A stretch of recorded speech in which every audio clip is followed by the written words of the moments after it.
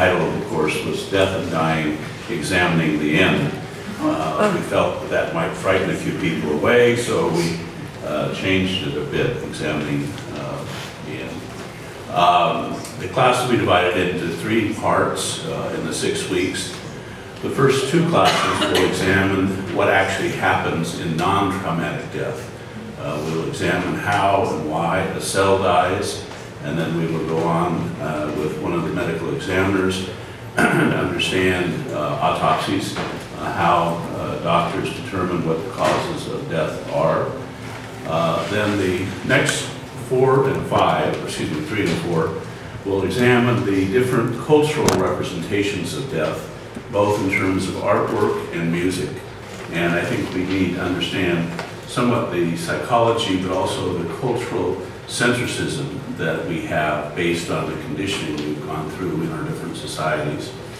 And then the last third will be, what kind of plans should we make? Now, I'm a lawyer, and I do not do estate planning, so I'm not going to be giving out any estate planning advice. I will have a friend who is an expert and who will be able to give you some basic guidelines of what goes on. My stepfather, who was 95, passed away in August.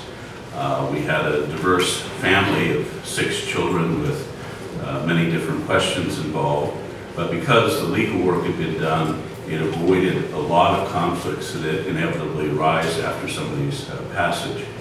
We'll also examine whether or not medical directives really have the meaning they're supposed to have. And we will also talk with a geriatric doctor who is very good at talking about hospice. I think hospice is something that is relatively undersold, and then finally when it hits many people, particularly members who are not about to die but who have to deal with it, feel that, and my stepfather had a great sense of humor. My mother had gone through hospice and had been an absolute wonderful process. So when he decided to forego any further oncology treatments, I had the hospice nurse who treated my mother come in, and he says to her, "Oh, you're the undertaker." So I hope in the culture that we're in, death is not a topic that is talked about very often.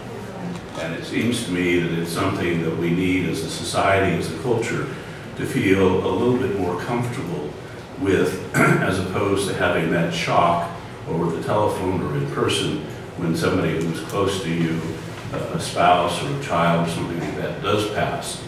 Now, I always have second agendas. I want to teach this course to undergraduates, first and second year students. So I have to warn people who might take this class, you're really going to be part of an experiment. And I've been teaching for 30 years, and my way of teaching is a very interactive one. So you'll be expected to do a few things in and out of class.